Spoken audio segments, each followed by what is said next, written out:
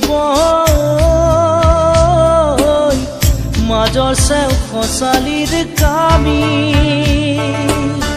চাৰিজন মানুহে কান্ধত তুলি নিব চাৰিজন মানুহে কান্ধত তুলি নিব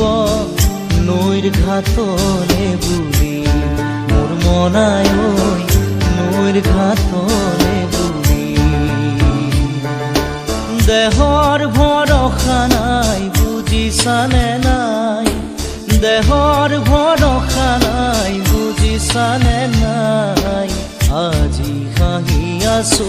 ক'বতো নোৱাৰো